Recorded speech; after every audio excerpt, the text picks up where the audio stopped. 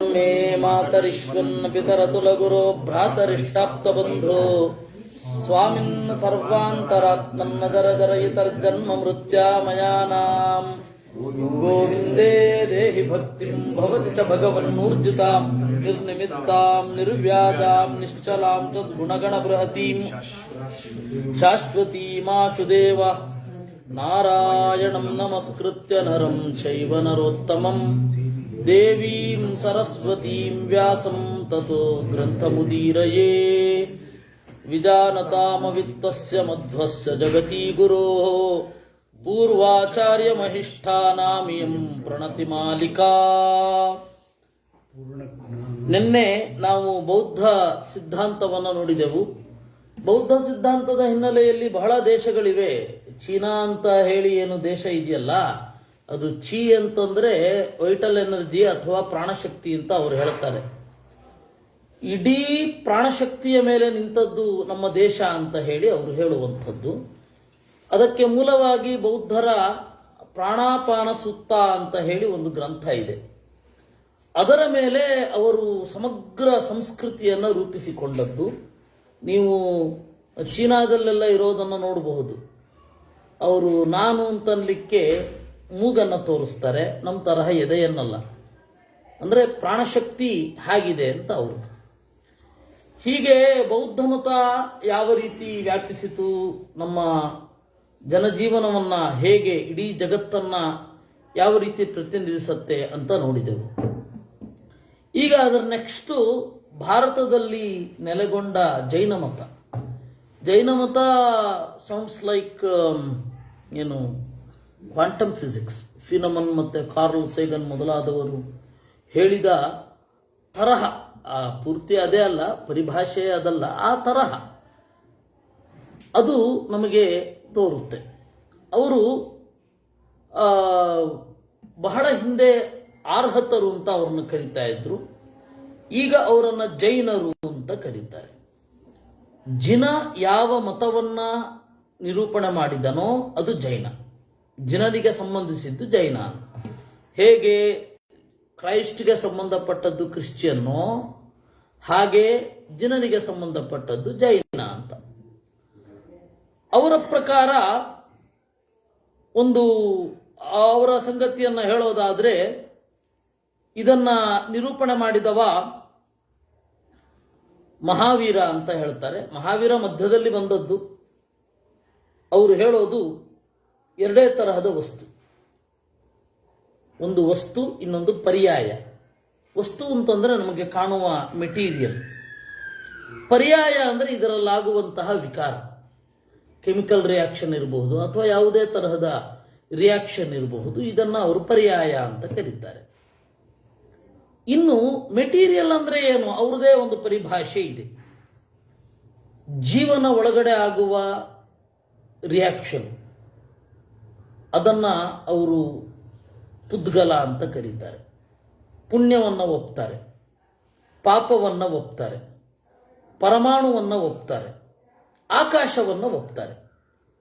ಇದನ್ನ ಎಲ್ಲವನ್ನೂ ಅವರು ಹೇಳುವಂಥದ್ದು. ಇನ್ಯಾವುದು ತತ್ವ ಇಲ್ಲ ಅಂತ ಅವರು ಹೇಳೋದು. ಜೀವ ಅಂತ ಒಂದು ಇಲ್ಲ. ನಾನಾಗಲೇ ಹೇಳಿದ್ನಲ್ಲ, ಸ್ವಲ್ಪ ಕ್ವಾಂಟಮ್ ಫಿಸಿಕ್ಸ್ ತರಹ ಒಂದು ಧ್ವನಿ ಇದೆ ಅಂತ. ಅದರ ಇದು ಸಪ್ತಭಂಗಿ ಅಂತ ಒಂದು ಸಂಗತಿಯನ್ನ ಹೇಳ್ತಾರೆ.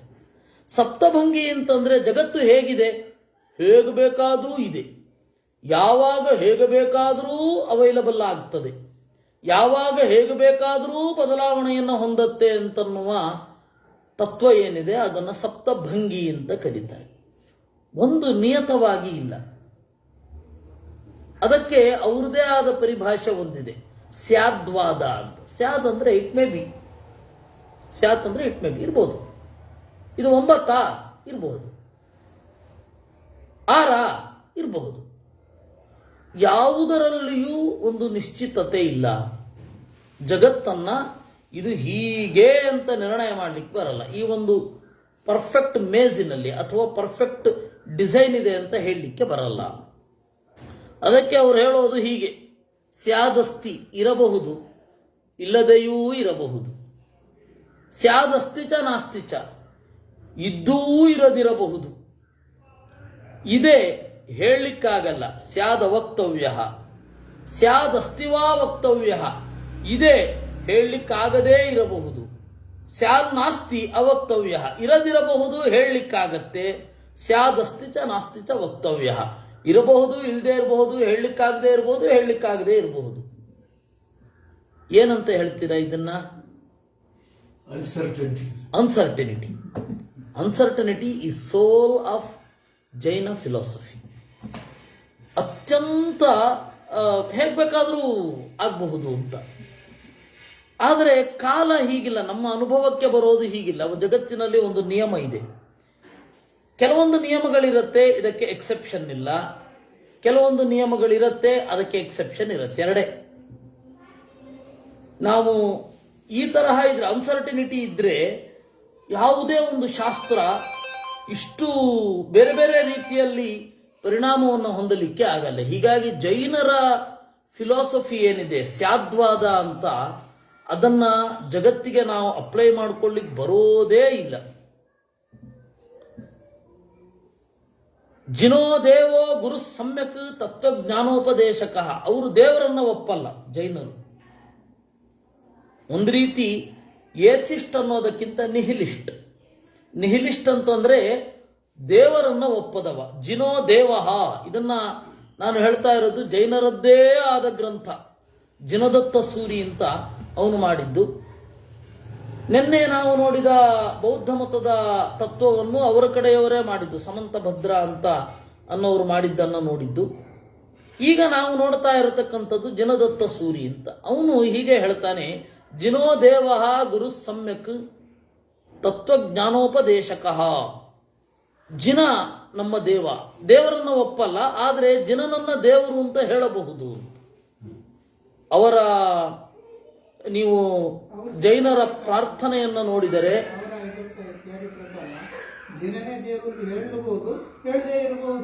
ಅದನ್ನು ಮತ್ತೆ ಹೇಳಲಾಗುವುದು. ಆಮೇಲೆ ನಾವು ಈಗ ಇನ್ನೂ ಅದು ಮತವನ್ನ ಹೇಳ್ತಾ ಇರೋದಷ್ಟೇ, ವಿಮರ್ಶೆ ಆಮೇಲೆ ಮಾಡೋದು. ಅವರು ನಮೋ ಅಂತ ತಗೊಂಡಿದ್ದಾರೆ ನೋಡಿ. ನಮ್ಮ ಭಾರತದ ಓಂ ನಮೋ ಅನ್ನೋದನ್ನ ಅವರು ನಮೋ ಅಂತ ತಗೊಂಡಿದ್ದಾರೆ. ಹೀಗಾಗಿ ಅವರು ಜಿನೋ ದೇವಃ ಗುರು, ನಮಗೆ ಗುರು ಅವನು, ತತ್ವಜ್ಞಾನವನ್ನು ಉಪದೇಶ ಮಾಡಿದವನು. ಜ್ಞಾನ ಇರಬೇಕು, ಚರಿತ್ರೆ ಇರಬೇಕು, ಒಳ್ಳೆಯ ನಡೆ ಇರಬೇಕು.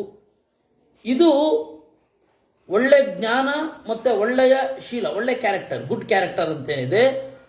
ಅಪವರ್ಗಸ್ಯ ವರ್ತನಿ, ವರ್ತನಿ ಅಂದ್ರೆ ದಾರಿ, ಮೋಕ್ಷದ ದಾರಿ. ಸ್ಯಾದ್ವಾದಕ್ಕೆ ಏನು ಪ್ರಮಾಣ ಅಂದ್ರೆ ಎರಡೇ. ಇವರು ಬೌದ್ಧರ ತರಹ ಪ್ರತ್ಯಕ್ಷ ಮತ್ತೆ ಪ್ರಮಾಣ. ಒಂದೋ ಕಂಡು ಅನುಭವಿಸಬೇಕು, ಇನ್ನೊಂದು ಊಹಿಸಬೇಕು. ಎರಡೇ, ಎಕ್ಸ್ಪೀರಿಯನ್ಸ್ ಮತ್ತೆ ಇಮ್ಯಾಜಿನೇಷನ್ ಆರ್ ಲಾಜಿಕ್. ಇವಿಷ್ಟೇ ಅವರ ಚಿಂತನೆ. ಜೀವ ಇಲ್ಲದೆ ಇರುವುದು, ಪುಣ್ಯ ಪಾಪ ಬಂಧ, ಇವುಗಳ ಚಿಂತನೆಯನ್ನ ನಾವು ಮಾಡ್ತಾ ಇರಬೇಕು. ಚೇತನ ಅಂದ್ರೆ ಏನು? ನಾವೆಲ್ಲ ಇದೇವಲ್ಲ, ಅವರೆಲ್ಲ ಚೇತನರು. ಪುಣ್ಯ ಮತ್ತೆ ಪಾಪವನ್ನು ಪುದ್ಗಲ ಅಂತ ಕರೀತಾರೆ. ಈ ಜೀವ ಮೋಕ್ಷವನ್ನು ಹೊಂದೋದು ಅಂತ ಹೇಳಿದ್ರೆ ಈ ಜಗತ್ತನ್ನು ತಿಳ್ಕೊಳ್ಬೇಕು, ಸ್ಯಾದ್ವಾದವನ್ನು ತಿಳ್ಕೊಳ್ಬೇಕು. ಜಗತ್ತಿನಲ್ಲಿ ಕ್ಷಮೆಯನ್ನ ಮಾಡಿಕೊಳ್ಬೇಕು, ಭಿಕ್ಷೆಯನ್ನ ಉಣ್ಣಬೇಕು. ಲುಂಚಿತ ಮೂರ್ಧಜಾಹ, ಯಾರಿಗೂ ಹಿಂಸೆ ಆಗಬಾರದು, ತಮ್ಮ ಕೂದಲನ್ನು ತಾವೇ ಕಿತ್ತುಕೊಳ್ಳಬೇಕು. ಇವತ್ತಿಗೂ ಹಾಗೇ ಇದೆ. ಕೇಶೋಲ್ಲುಂಚನ ಅಂತ ಹೇಳ್ತಾರೆ. ಶ್ವೇತಾಂಬರಾಹ, ಬಿಳಿ ಬಟ್ಟೆಯನ್ನೇ ಉಡಬೇಕು. ಕ್ಷಮಾಶೀಲಾಹ, ಕ್ಷಮೆಯನ್ನ ಇಟ್ಕೊಳ್ಬೇಕು. ನಾನು ಯಾವತ್ತೂ ಹೇಳೋದು, ಇವತ್ತೆಲ್ಲ ಟೆಕ್ಸ್ಟೈಲ್ ಇಂಡಸ್ಟ್ರಿ ಎಲ್ಲ ಜೈನರ ಕೈನಲ್ಲೇ ಇರೋದು. ಅವರು ಬಟ್ಟೆ ಬೇಡ ಅಂತ ಬಿಟ್ಟವರು. ಟೆಕ್ಸ್ಟೈಲ್ ಇಂಡಸ್ಟ್ರಿ ಎಲ್ಲ ಬಟ್ಟೆ ಅವ್ರ ಕೈನಲ್ಲೇ ಇರೋದು. ಅಂದ್ರೆ ನಾನು ಮತ್ತೆ ಯಾವಾಗಲೂ ಹೇಳ್ತಾ ಇರ್ತೇನೆ, ಫಸ್ಟ್ ಅವರ ಅನುಯಾಯಿಗಳೇ ಅವರ ಆಚಾರ್ಯರಿಗೆ ಮೊದಲ ಶತ್ರುಗಳು ಅಂತ, ಆಮೇಲೆ ಉಳಿದರು.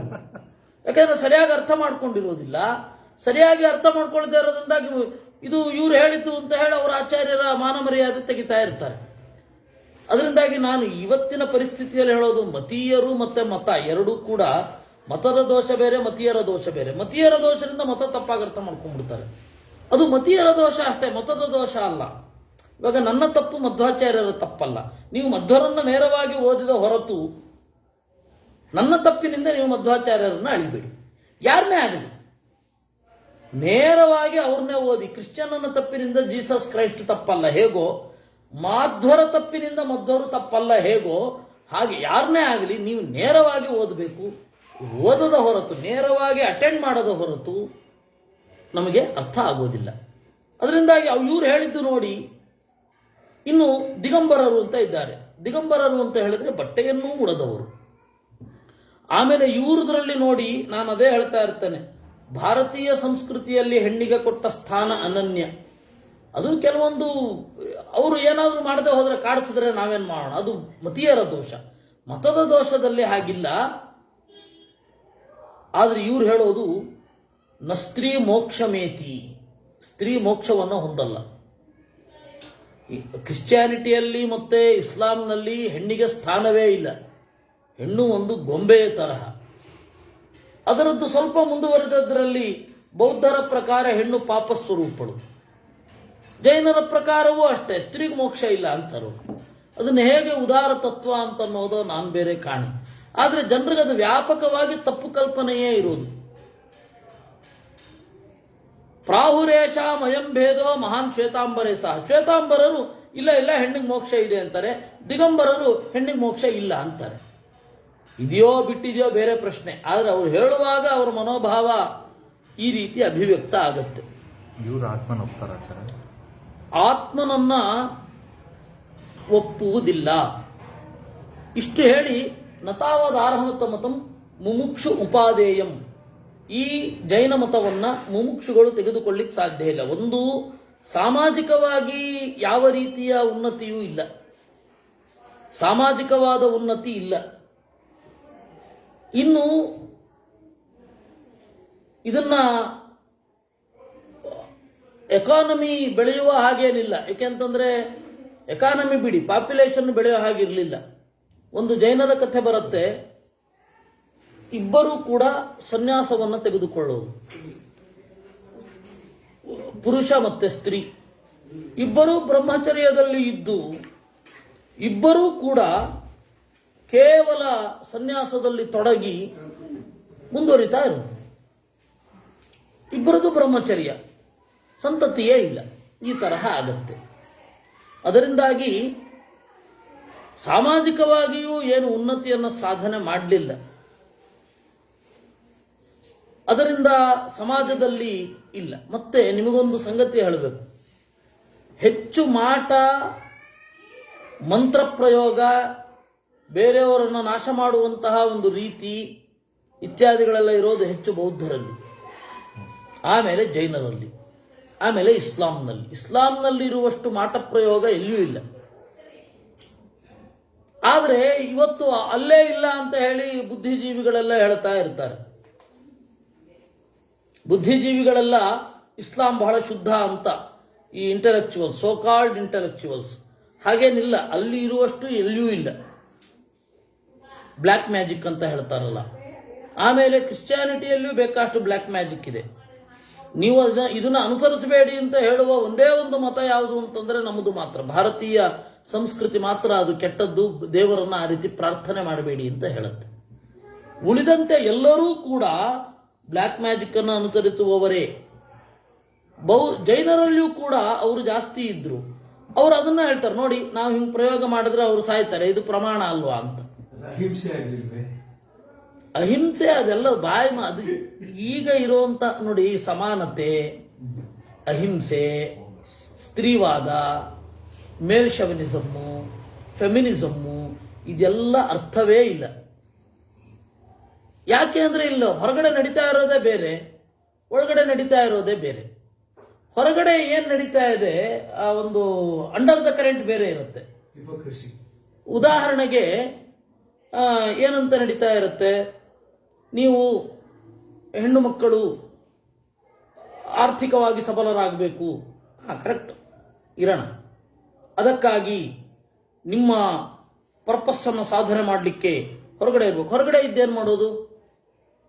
ಎಲ್ಲರ 10 ಜನ ಫ್ಯಾಕ್ಟ್ರಿಯಲ್ಲಿ ದುಡಿಯೋರ ಥರ ದುಡೀರಿ, ಹತ್ತಿರ ಸಹಜ ಆಗಿಬಿಡತ್ತೆ. ನಿಮ್ಮ ಮನೆಯಿಂದ ಹೊರಗಡೆ ಬನ್ನಿ, ನಮ್ಗೆ ಕೆಲಸ ಮಾಡಿ. ಈ ತರಹದ ಮಾಫಿಯಾಗಳು ಕೆಲಸ ಮಾಡ್ತವೆ. ಮನೆಯಿಂದ ಹೊರಗಡೆ ಬನ್ನಿ, ನಮ್ಗೆ ಕೆಲಸ ಮಾಡಿ. ನೀವು ಮನೆಯಿಂದ ಹೊರಗಡೆ ಬಂದರೆ ಅದೇ ನಿಮ್ಮ ಮುಕ್ತಿ. ಮುಕ್ತಿಯಾಗಿ ಏನು ಮಾಡೋದು? ನಮ್ಮಲ್ಲಿ ಬದ್ಧರಾಗಿ. ಇದು ಅಂಡರ್ ಕರೆಂಟ್ ಇರುತ್ತೆ. ಮತ್ತೆ ಹೆಣ್ಣು ಮಕ್ಕಳು ಕೆಲಸ ಮಾಡ್ಲಿಕ್ಕೆ ಶುರು ಮಾಡಿದ್ದು ಯಾಕಾಗಿ ಅಂತ ಬೇಕಲ್ಲ. ಮೊದಲನೇ ಮಹಾಯುದ್ಧದಲ್ಲಿ, 2ನೇ ಮಹಾಯುದ್ಧದಲ್ಲಿ ಎಲ್ಲ ಯುದ್ಧಕ್ಕೆ ಹೋದ ಮೇಲೆ ಹೆಣ್ಮಕ್ಳು ಕೆಲಸ ಮಾಡ್ಲಿಕ್ಕೆ ಬನ್ನಿ ಅಂತ. ಸ್ತ್ರೀವಾದ ಶುರು ಆಗಿದ್ದಲ್ಲಿ. ನಾನು ಸರಿ ತಪ್ಪು ಹೇಳ್ತಾ ಇಲ್ಲ, ಈಗ ನೀವು ಹೋಗಬೇಡಿ ಹೋಗಬಾರ್ದು ಹೇಳ್ತಾ ಇಲ್ಲ. ಯಾಕೆ ಬಂದಿದೆ, ಜನ ಹೆಂಗೆ ಮಂಗ ಮಾಡ್ತಾರೆ ಜನರನ್ನ, ಇದು ನಿಮ್ಮ ಸ್ವತಂತ್ರ ಅಸ್ತಿತ್ವ ಅಂತ ಹೇಳ್ತಾರೆ. ಆ ಸ್ವತಂತ್ರ ಅಸ್ತಿತ್ವ ಮಾಡಿ ಏನು ಮಾಡೋದು? ಬದುಕಿಗಾಗಿ ಯಾವುದಾದ್ರು ಒಂದು ಕಡೆ ಕೆಲಸ ಮಾಡಬೇಕು. ಎಲ್ಲಿ ಕೆಲಸ ಮಾಡಬೇಕು? ಅಲ್ಲಿ ಯಾವುದೋ ಒಂದು ಕಂಪನಿಯಲ್ಲಿ ಕೆಲಸ ಮಾಡಬೇಕು. ಆ ಕಂಪನಿಯಲ್ಲಿ ಎಲ್ಲರಿಗೂ ಅವರ ಹಿತಾಸಕ್ತಿಯನ್ನು ಅವಲಂಬಿಸಿಕೊಂಡು, ಬಾಸ್ನ ಹಿತಾಸಕ್ತಿಯನ್ನು ಅವಲಂಬಿಸಿಕೊಂಡು ಇವರು ಇರಬೇಕು. ಮತ್ತಿನ್ನೇನು, ಬೇರೆಯವ್ರಿಗಿಂತ ಸ್ವಾತಂತ್ರ್ಯ ಏನು ಸಿಗಲಿಲ್ವಲ್ಲ. ನೀವು ಅಲ್ಲಿರಬೇಡಿ, ಅಲ್ಲಿ ತೋರಿಸೋದನ್ನು ಇಲ್ಲಿ ತೋರಿಸಿ ಅಂದ್ರು. ನಿಮ್ಮ ಕುಟುಂಬದಲ್ಲಿ ನಿಮ್ಮ ಬದ್ಧತೆ ಏನಿದೆ ಅದನ್ನು ಬಿಟ್ಟುಬಿಡಿ, ಅದು ಬಂಧನ. ಮತ್ತೇನು, ಒಂದು ಕಂಪನಿಯ ಬದ್ಧತೆಗೆ ಒಳಗಾಗಿ. ಹೀಗಾಗಿ ಏನು ವ್ಯತ್ಯಾಸ ಬಂತು? ಜನರಿಗೆ ಮೋಸ ಮಾಡುವ ಮಾತುಗಳು ಅಷ್ಟೇ. ನೀವು ಸರಿಯಾಗಿ ಯೋಚನೆ ಮಾಡೋದು. ಅದರಿಂದಾಗಿ ಈ ಮಾತುಗಳಿಂದ ಉಬ್ಬಿ ಬೇರೆ ಹೋಗಬಾರ್ದು ಅಷ್ಟೇ. ಎಷ್ಟು ಬೇಕೋ ಅಷ್ಟು ತಗೊಳ್ಬೇಕು. ನಾವು ನಮ್ಮ ಸುಖಕ್ಕೆ ಎಷ್ಟು ಬೇಕೋ ಅಷ್ಟನ್ನು ಇಟ್ಕೊಳ್ಬೇಕು. ಯಾಕೆ ಹೇಳಿದ್ದು ನಾನು ಅಂದರೆ, ಇದೆಲ್ಲ ಹೊರಗಡೆ ಅಹಿಂಸೆ, ಸಮಾನತೆ, ಇದೆಲ್ಲ ಹೊರಗಡೆಯ ಬಣ್ಣ ಬಣ್ಣದ ಮಾತುಗಳು. ಯಾವ ಫಿಲಾಸಫಿಯ ಒಳಗಡೆ ಹೋದರೂ ಇದ್ಯಾವುದು ಸಿಗಲ್ಲ. ಫಿಲಾಸಫಿ ಅಷ್ಟೇ ಅಲ್ಲ, ಮನುಷ್ಯ ಜೀವನದ ಆಳಕ್ಕೆ ಇಳಿದ್ರೂ ಇದ್ಯಾವುದು ಸಿಗಲ್ಲ. ನೀವು ಸರಿಯಾಗಿ ನೋಡ್ತಾ ಇದ್ರೆ ಏನೂ ಇರಲ್ಲ.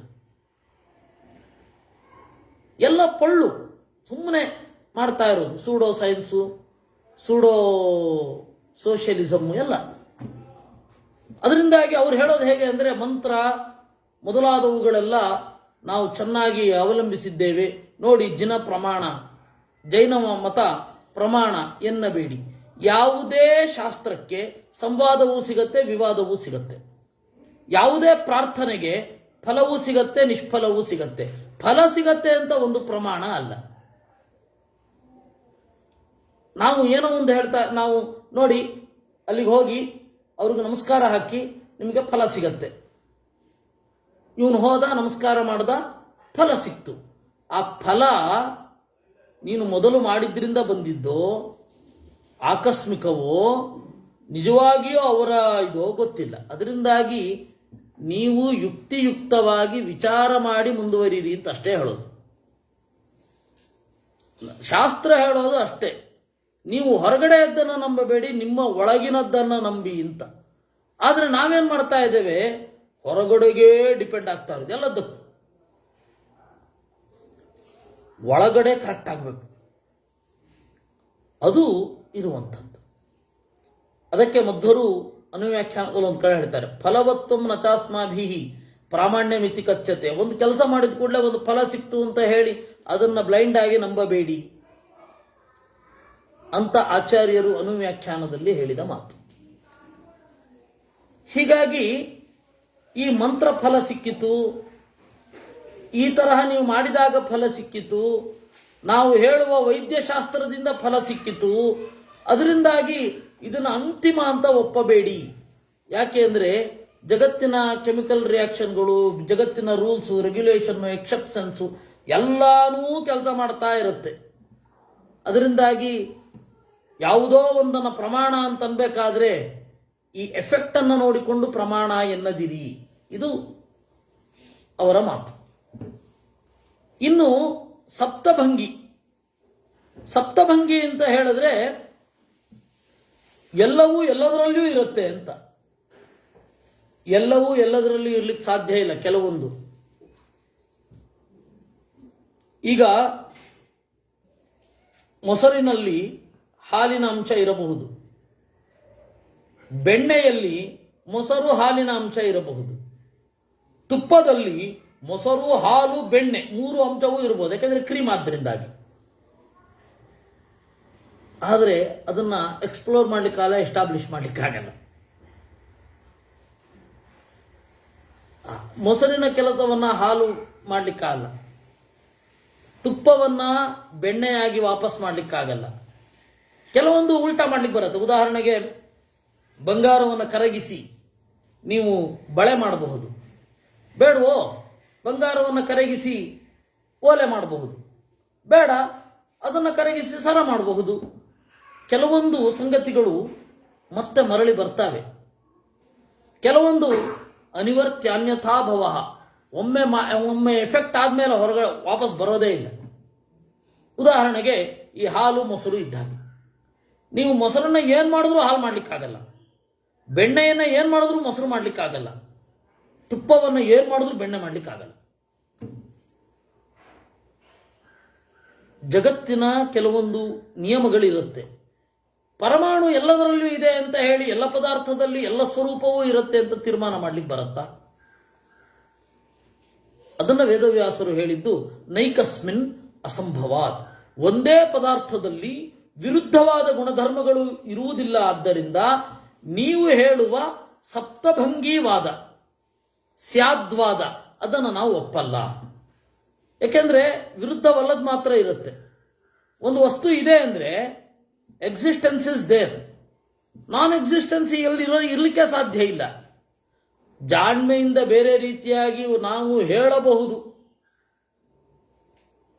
ಇವಾಗ ತಂದೆ ಇದ್ದಾನೆ, ಮಗ ಇದ್ದಾನೆ. ತಂದೆ ಮತ್ತು ಮಗ ಇಬ್ಬರಿಗೂ ಸಮಾನವಾದ ವಯಸ್ಸು. ಸಿಂಪಲ್ ನಾವು ಪ್ರೂವ್ ಮಾಡಬಹುದು. ಯಾಕೆ ಗೊತ್ತಾ? ನೀನು ತಂದೆ ಆಗಿದ್ದು ಮಗ ಹುಟ್ಟಿದ ಮೇಲೆ. ಹೀಗಾಗಿ ತಂದೆಗೂ ಮಗನಿಗೆ ಎಷ್ಟು ವಯಸ್ಸು ಅಷ್ಟೇ ವಯಸ್ಸು ತಂದೆಗೆ ಅಂತ ಹೇಳ್ಬೋದಲ್ವಾ? ತರ್ಕದಿಂದ ಕರೆಕ್ಟು. ಆದರೆ ಅನುಭವದಿಂದ ಇವನು ತಂದೆ ಆಗೋದಕ್ಕಿಂತ ಮುಂಚೆ ಇದ್ದ, ತಂದೆಯಾಗೋದಕ್ಕಿಂತ ಮುಂಚೆ ಇರುವ ನಾನು, ತಂದೆಯಾದ ಮೇಲಿನ ನಾನು ಎರಡೂ ಕೂಡ ಬೇರೆ ಅಲ್ಲ ಅಂತ ಹೇಳಿ ಅವನ ಅನುಭವಕ್ಕೆ ಬರ್ತಾ ಇರುತ್ತಲ್ವಾ? ಹಾಗೆ ಸ್ಯಾದ್ವಾದವೂ ಕೂಡ ನೀವು ಪ್ರೂವ್ ಮಾಡಬಹುದು, ಆದರೆ ಅನುಭವಕ್ಕೆ ಬರಲ್ಲ. ಸ್ವಲ್ಪ ತಲೆಗಟ್ಟಿ ಇದ್ರೆ ಏನ್ ಬೇಕಾದ್ರೂ ಪ್ರೂವ್ ಮಾಡಬಹುದಪ್ಪ. ಸ್ವಲ್ಪ ತರ್ಕಶಾಸ್ತ್ರದ ಪರಿಚಯ ಇದ್ರೆ ಏನ್ ಬೇಕಾದ್ರೂ ಪ್ರೂವ್ ಮಾಡಬಹುದು, ಆದ್ರೆ ಅನುಭವಕ್ಕೆ ಬರುತ್ತಾ ಅಂತ ನೋಡ್ಬೇಕು. ನೈಕಸ್ಮಿನ್ ಅಸಂಭವ, ನಾವು ಜೈನ ಮತವನ್ನು ಒಪ್ಪುವುದಿಲ್ಲ. ಆಮೇಲೆ ಹಾಗೆ ಹೇಳಿದ ಹಾಗೆ ಸ್ಯಾದ್ವಾದವನ್ನು ನೀವು ಒಪ್ಪಿದ್ದೀರಾ, ಇದು ಓಶೋ ಕೂಡ ಹೇಳುವಂತಹ ಮಾತು. ಸ್ಯಾದ್ವಾದವನ್ನು ನೀವು ಒಪ್ಪಿದ್ದೀರಾ. ಜಿನ ಸರ್ವಜ್ಞನ ಅಂತ ಕೇಳಿದ್ರೆ ಸರ್ವಜ್ಞ ಅಂತ ಹೇಳಲಿಕ್ಕಿಲ್ಲ. ಹೌದು, ಇಲ್ಲ, ಇರಬಹುದು, ಇಲ್ಲದೇ ಇರಬಹುದು, ಇದ್ದು ಹೇಳಬಹುದು, ಇಲ್ಲದೇ ಹೇಳಬಹುದು. ಈ ತರಹ ಮಾತನಾಡಬೇಕಾಗುತ್ತೆ. ಒಂದು ತತ್ವವನ್ನ ಗಟ್ಟಿಯಾಗಿ ಒಪ್ಪಲಿಕ್ಕೆ ಭಾರೀ ತೊಂದರೆ.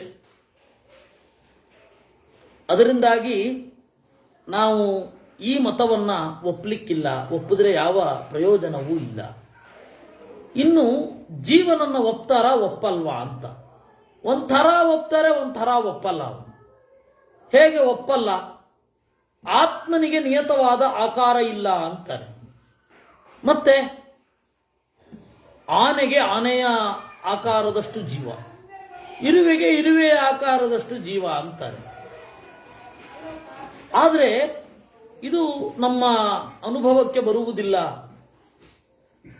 ಯಾಕೆ ಅಂದ್ರೆ ಆನೆಯ ಅರಿವು ಎಷ್ಟರ ಮಟ್ಟಿಗೆ ವ್ಯಾಪಿಸಿರುತ್ತೆ. ರೋಗಾದಿಗಳಿಂದ ಅದು ಕುಷ್ಠವೋ ಏನೋ ಬಂದ್ರೆ ಅದು ಸ್ಪರ್ಶವೇ ಆಗಲ್ಲ, ಅಥವಾ ಒಬ್ಬ ಮನುಷ್ಯನಿಗೆ ಅದು ಸ್ಪರ್ಶವೇ ಆಗಲ್ಲ. ಅವಾಗ ಅವನ ಜೀವ ಅಲ್ಲಿರುತ್ತೆ, ದೇಹ ಮಾತ್ರ ಕತ್ತರಿಸಿ ಹೋಗಿರುತ್ತೆ ಅನ್ನೋದಾ? ಇದ್ಯಾವುದೋ ಅನುಭವಕ್ಕೆ ಬರದೇ ಇರುವ ಮಾತು. ಇದನ್ನು ನಿರೂಪಣೆ ಮಾಡ್ತಾರೆ. ಏವಂಚ ಆತ್ಮ ಅಕಾರ್ತ್ಸ್ನಿಯಂ ಅಂತ. ನಾವು ಇದನ್ನು ಒಪ್ಪಲಾಗುವುದಿಲ್ಲ. ಹೀಗಾಗಿ ಜೈನ ಮತ ನಿಮಗೆ ಚಂದ ಕಾಣಬಹುದು ಅಹಿಂಸೆ ಮೊದಲಾದ ಮಾತುಗಳಿಂದ. ವಾಸ್ತವವನ್ನು ನೋಡ್ಲಿಕ್ಕೆ ಹೋದ್ರೆ ಇದು ಒಪ್ಪಲಿಕ್ಕಾಗಲ್ಲ. ಇನ್ನು ಅವರಲ್ಲಿ ಸಂಜೆ ಲೈಟನ್ನು ಉಪಯೋಗಿಸಬಾರದು, ರಾತ್ರಿ ಊಟ ಮಾಡಬಾರದು, ಇನ್ನು ಪಂಚಾಂಗ ಮಲಧಾರಣ ಅಂತ ಇದು ಕ್ರಿಮಿಕೀಟಗಳಿಗೆ ತೊಂದರೆ ಆಗತ್ತೆ ಅಂತ ಹೇಳಿ ಕಣ್ಣಿನ ಗೀಜು ತೆಗೆದುಕೊಳ್ಳುವುದಿಲ್ಲ, ಹಲ್ಲನ್ನು ಉಜ್ಜಲಿಕ್ಕಿಲ್ಲ, ಮೂಗನ ಸಿಂಬಳ ತೆಗಿಲಿಕ್ಕಿಲ್ಲ. ಈ ತರಹದ ಆಚರಣೆಗಳು ಈಗ ಸ್ವಲ್ಪ ಕಡಿಮೆ ಆಗಿದೆ, ಇದೆ ಪಂಚಾಂಗ ಮಲಧಾರಣ ಅಂತ. ಹೀಗಾಗಿ ಇದು ಯಾವುದೂ ಕೂಡ ಕಷ್ಟ. ಅಹಿಂಸೆ ಅಂತ ಹೇಳ್ತೀರಾ, ಆದರೆ ಪಕ್ಕದಲ್ಲಿರೋರಿಗೆ ಭಾರಿ ಹಿಂಸೆ ಆಗುತ್ತೆ. ಹೀಗಾಗಿ ನಾವು ಈ ಸಂಗತಿಯನ್ನ ಒಪ್ಪಲಿಕ್ಕೆ ಬರಲ್ಲ. ಕೆಲವೊಂದು ಕೇಳಲಿಕ್ಕೆ ಚಂದ ಇರುತ್ತೆ, ಆದರೆ ಆಳಕ್ಕೆ ಇಳಿದ್ರೆ ಪ್ರಾಬ್ಲಮ್ ಆಗತ್ತೆ. ಈ ಜಾರ್ಜ್ ಆರ್ವೆಲ್ನದ್ದು ಅನಿಮಲ್ ಫಾರ್ಮ್ ಅಂತ ಒಂದು ಕಾದಂಬರಿ ಇದೆ. ಅವನು ಸಖತ್ ಸಟೈರಿಕಲ್ ಆಗಿ ಬರೀತಾನೆ, ಜಾರ್ಜ್ ಆರ್ವೆಲ್. ಅವನು ಈ ಕಮ್ಯುನಿಸಂನ ವಿಡಂಬಿಸಿ ಒಂದು ಅನಿಮಲ್ ಫಾರ್ಮ್, ಪ್ರಾಣಿಗಳ ಬೀಡು ಅಂತ ಒಂದು ಕಾದಂಬರಿ ಬರೆದಿದ್ದಾನೆ. ಬಹಳ ಚಿಕ್ಕದು, ಒಂದು 2 ಗಂಟೆಯ ಓದು ಅಷ್ಟೇ ಅದಕ್ಕೆ. ಅದರಲ್ಲಿ ಅವನೊಂದು ತಮಾಷೆ ಹೇಳ್ತಾನೆ, ನಮ್ಮ ಮೋಟೋ ಏನು ಅಂದ್ರೆ all are equal but some are more equal ಅಂತ. ಆ ತರಹದ ಮಾತುಗಳು, ಅದು ಕೇಳಲಿಕ್ಕೆ ಬಹಳ ಚಂದ. ಎಲ್ಲರೂ ಸಮಾನರು, ಆದರೆ ಕೆಲವರು ಇನ್ನೂ ಹೆಚ್ಚು ಸಮಾನರು ಅಂತ ಆ ತರಹ ಆಗಿಬಿಡತ್ತೆ. ಕೇಳಲಿಕ್ಕೆ ಎಲ್ಲ ಮನೋಹರವಾಗಿರುತ್ತೆ. ಆಮೇಲೆ ಇದೇ ದಿಸೆಯಲ್ಲಿ ಬಂದ ಕಾಶ್ಮೀರದಲ್ಲಿ ಹುಟ್ಟಿಕೊಂಡ ಒಂದು 4 ತರಹದ ಪಾಶುಪತರಿದ್ದಾರೆ. ಪಾಶುಪತರು, ಶೈವರು, ಕಾಳಾಮುಖರು, ಮಹಾವ್ರತರು ಅಂತ. ಇವರು ಭಾರತೀಯ ಪರಂಪರೆಯ ಒಳಗಡೆಯೇ ಬರ್ತಾರೆ. ವೇದವನ್ನು ಸ್ವಲ್ಪ ಒಪ್ತಾರೆ, ಸ್ವಲ್ಪ ಒಪ್ಪೋದಿಲ್ಲ. ಆಮೇಲೆ ಇವರಲ್ಲಿ ಕೆಲವರ ಆಚರಣೆಗಳು ಸ್ಮಶಾನದಲ್ಲಿ ಇರೋದು, ಆಮೇಲೆ ಬೂದಿ ಬಳ್ಕೊಳ್ಳೋದು ಯಾಕೆ ಅಂತ ಹೇಳಿದರೆ ಚಳಿ ಆಗದೆ ಇರಲಿ ಅಂತ. ಆ ಚಿತೆಯ ಬೂದಿಯನ್ನೇ ಬಳ್ಕೊಳ್ಬೇಕು ಅವರು, ಬೆಚ್ಚಗಿರ್ಲಿಕ್ಕೆ. ಆಮೇಲೆ ಏನೇನು ಮಾಡಬಾರದ್ದೋ ಎಲ್ಲವನ್ನ ಮಾಡುವುದರ ಮೂಲಕ ಬಿಡಬೇಕು.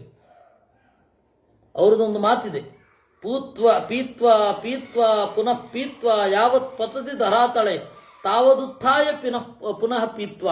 ಮದ್ಯದ ಆಶೆಯನ್ನು ಹೇಗೆ ಗೆಲ್ಲಬೇಕು ಅಂದ್ರೆ ಕುಡಿರಿ ಕುಡಿರಿ ಕುಡಿರಿ ಕುಡಿರಿ, ಚೆನ್ನಾಗಿ ಕುಡಿಯಿರಿ, ಕೆಳಗಡೆ ಬಿದ್ದ ಮೇಲೂ ಎದ್ದು ಕುಡಿಯಿರಿ, ಹಾಗೆ ಮದ್ಯದ ಆಸೆಯನ್ನು ಗೆಲ್ಲಬೇಕು ಅಂತ. ಅದು ಆಗೋದೇ ಇಲ್ಲ. ಅದನ್ನ ನಿಮಗೆ ಗೊತ್ತಿರಬೇಕು. ಯಾವುದೋ ಒಬ್ಬ ಬಾರ್ ಓನರ್ ಹಾಕೊಂಡಿದ್ದ, ಪೀತ್ವ ಪೀತ್ವ ಪುನಃ ಪೀತ್ವ, ಅದು ಕೆಳಗಡೆ ತಂತ್ರದ ಹೆಸರು ಬೇರೆ ಬರೆದಿದ್ದ. ಆದ್ರೆ ಅದನ್ನೆಲ್ಲ ಮಾಡೋದು ಇಲ್ಲಿ ನಾಗರಿಕ ಸಮಾಜದ ಒಳಗಡೆ ಅಲ್ಲ, ಅವರು ಹೊರಗಡೆ ಸ್ಮಶಾನದಲ್ಲಿ ಮಾಡೋದು. ಅವರಲ್ಲೇ ಕೆಲವರನ್ನ ಅಘೋರಿಗಳು ಅಂತ ಕರೀತಾರೆ, ಘೋರವಾಗಿರುವವರನ್ನ ಅಘೋರಿಗಳು ಅಂತ. ಅದರಲ್ಲೇ ಇನ್ನು ಕೆಲವರು ಇದ್ದಾರೆ, ನಾನೇ ಶಿವ ಅಂತನ್ನುವ ಹೇಳಿಕೊಳ್ಳುವವರೂ ಇದ್ದಾರೆ. ಆದರೆ ಇದೆಲ್ಲವೂ ಕೂಡ ಸಾಮಾಜಿಕ ಸಾಮರಸ್ಯಕ್ಕೆ, ಸಾಮಾಜಿಕವಾಗಿ ಒಂದು ಒಳ್ಳೆಯ ಚೌಕಟ್ಟಿನಲ್ಲಿ ಏನೂ ಇರೋದಿಲ್ಲ. ಇವರೇ ಜಾಸ್ತಿ ಆದರೆ ಆ ದೇಶ ಹಿಪ್ಪಿಗಳ ದೇಶವೇ, ಮತ್ತೇನೂ ಅಲ್ಲ. ಅದರಿಂದಾಗಿ ಇದನ್ನು ಒಪ್ಲಿಕ್ಕೆ ಬರಲ್ಲ. ಇನ್ನು ಬೇರೆ ಬೇರೆ ಮತಗಳೆಲ್ಲ ಇವೆ. ಅದೆಲ್ಲಕ್ಕಿಂತ ಸಾಂಖ್ಯರು ಮತ್ತೆ ಯೋಗ ಅಂತ.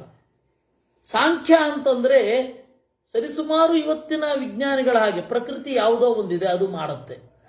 ನಮಗೆ ದೇವರಲ್ಲಿ ನಂಬಿಕೆ ಇಲ್ಲ, ಪ್ರಕೃತಿಯಲ್ಲಿ ಯಾವುದೋ ಒಂದು ಶಕ್ತಿ ಇದೆ ಅಂತ ನಾವು ನಂಬುತ್ತೇವೆ.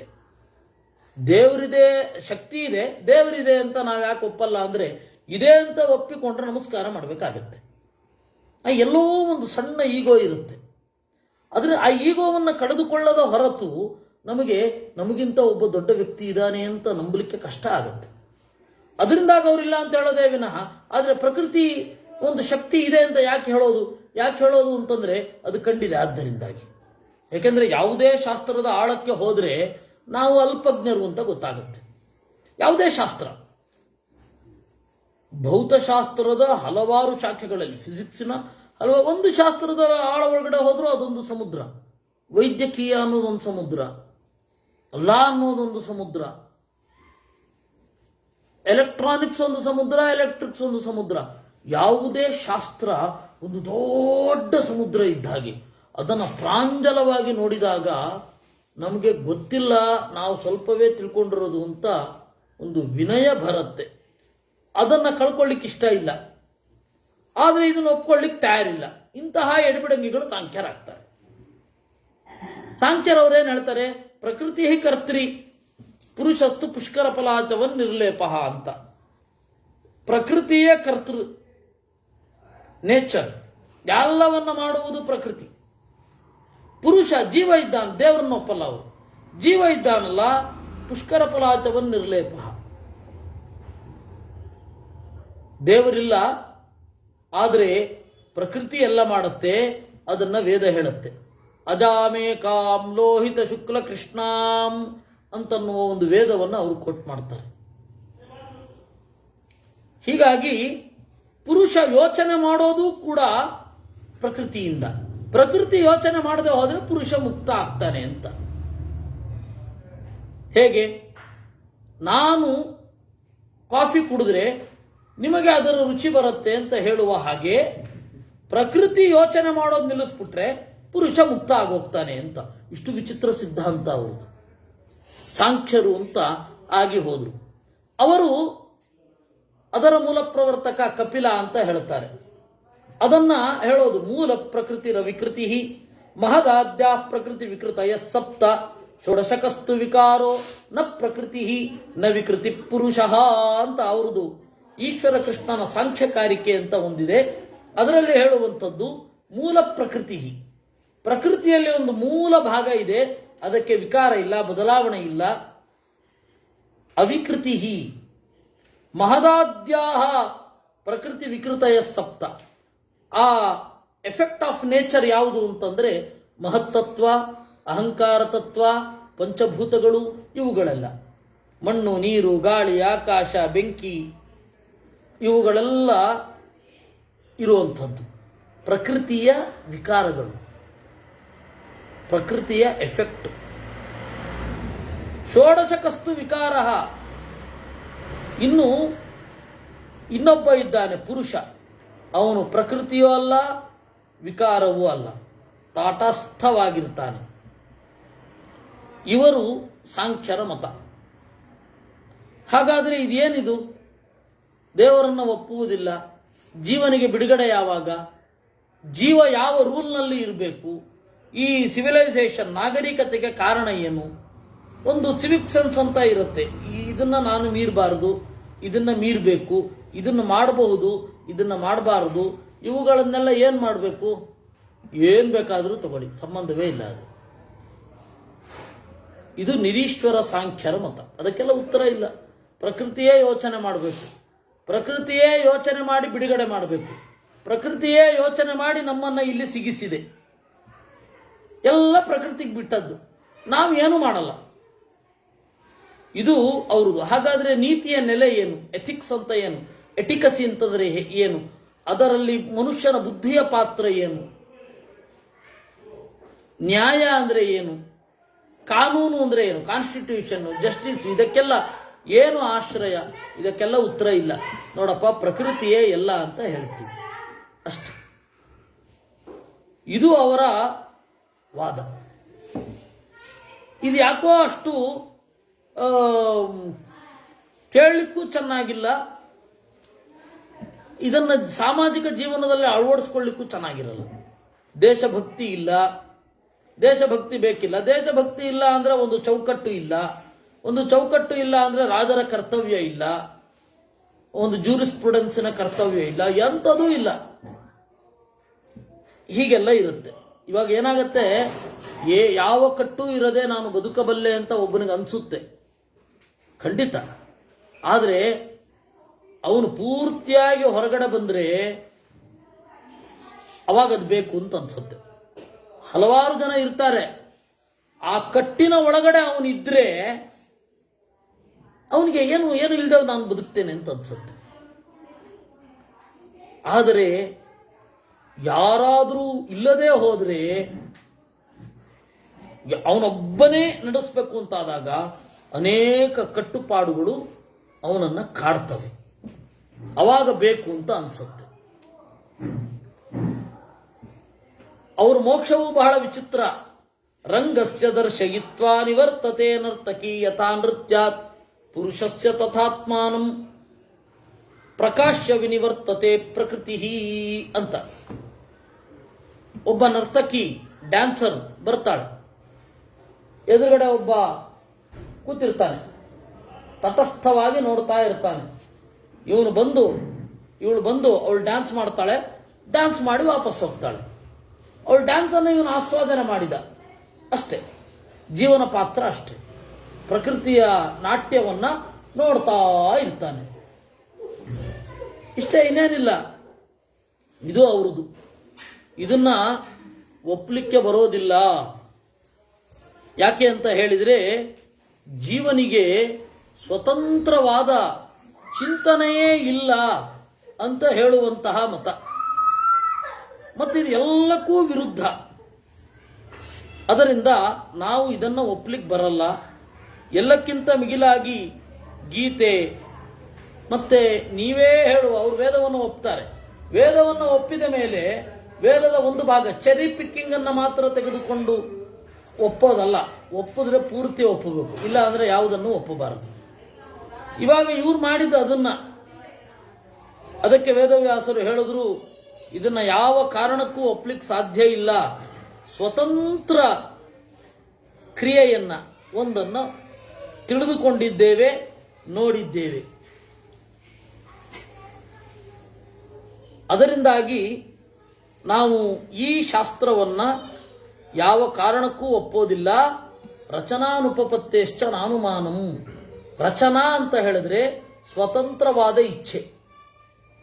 ಜೀವನಿಗೆ ಒಂದು ಇಚ್ಛೆ ಇದೆ, ನಾನು ಹೀಗೆ ಮಾಡಬೇಕು ಅಂತ ಅವನು ಅಂದುಕೊಳ್ತಾನೆ. ಅದಿಲ್ಲ, ಪ್ರಕೃತಿಯೇ ಎಲ್ಲ ಮಾಡುತ್ತೆ. ಆದ್ರೆ ಪ್ರಕೃತಿಗೆ ಇಂಟೆನ್ಷನ್ ಇಲ್ಲ, ಆದ್ರೆ ಮಾಡುತ್ತೆ.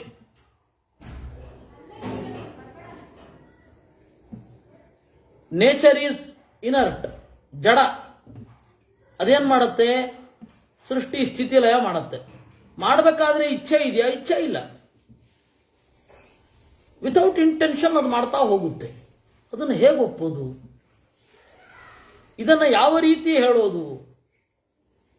ಪ್ರಕೃತಿ ನಮಗೆ ಏನನ್ನಾದ್ರೂ ಒಳ್ಳೆಯದು ಮಾಡುತ್ತಾ? ಒಳ್ಳೆಯದು ಮಾಡುವಂತ ಹೇಳಲಿಕ್ಕೆ ನಾವು ಸ್ವತಂತ್ರರಲ್ಲ. ಅದರಿಂದ ಈ ಸಿದ್ಧಾಂತವನ್ನ ಒಪ್ಪಲಿಕ್ಕೆ ಸರಿಯಲ್ಲ ಅಂತಂದ್ರು. ಇನ್ನು ಯೋಗವೂ ಕೂಡ ಹಾಗೆ. ಯೋಗ ನಮ್ಮ ಎಕ್ಸ್ಕ್ಲೂಸಿವ್ ಕಾಂಟ್ರಿಬ್ಯೂಷನ್ ಅಂತ ಇವತ್ತು ಜಗತ್ತು ಹೇಳ್ತಾ ಇದೆ. ಆದರೆ ಯೋಗವನ್ನ ಎರಡು ತರಹದ ಯೋಗ, ನಿರೀಶ್ವರ ಯೋಗ, ಸೇಶ್ವರ ಯೋಗ.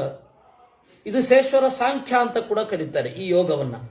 ದೇವರನ್ನ ಒಪ್ತಾರೆ, ದೇವರು ಒಂದು ನೆಪ ಮಾತ್ರ. ಅದಕ್ಕೆ ಬೌದ್ಧರು ಏನ್ ಮಾಡಿದ್ರು? ಇದರಿಂದಲೂ ಆಚೆ ಹೋದ್ರು, ವಿಪಶ್ಯನ ಧ್ಯಾನ ಅಂತ. ವಿಪಶ್ಯನ ಧ್ಯಾನ ಅಂದ್ರೆ ಏನನ್ನೂ ಕಾಣದೇ ಇರೋದು. ಇವತ್ತು ಅದನ್ನ ಚೈನಾದವರು ಬೌದ್ಧರು ಮಾರ್ಕೆಟ್ ಮಾಡ್ತಾ ಇರೋದು ಯೋಗವನ್ನ ವಿಪಶ್ಯನ ಧ್ಯಾನ. ಆದ್ರೆ ಅಲ್ಲಿಯ ಚೈನಾದವರು ಭಾರತೀಯರು ಭಾಗ್ಯವಂತರು, ಯಾಕೆಂದ್ರೆ ಅದ್ಭುತವಾದ ಶಾಸ್ತ್ರ ಇದೆ ಅವರ ಹತ್ರ ಅಂತಾರೆ. ಪ್ರಭುತ್ವ ಬಿಡಿ, ಗವರ್ನಮೆಂಟು ಅದಕ್ಕೆ ಅವರು ಶಿವರಾಮ್ ಕಾರಂತರು ಹೇಳ್ತಾರಲ್ಲ, ಸೆಕ್ರೆಟೇರಿಯೇಟ್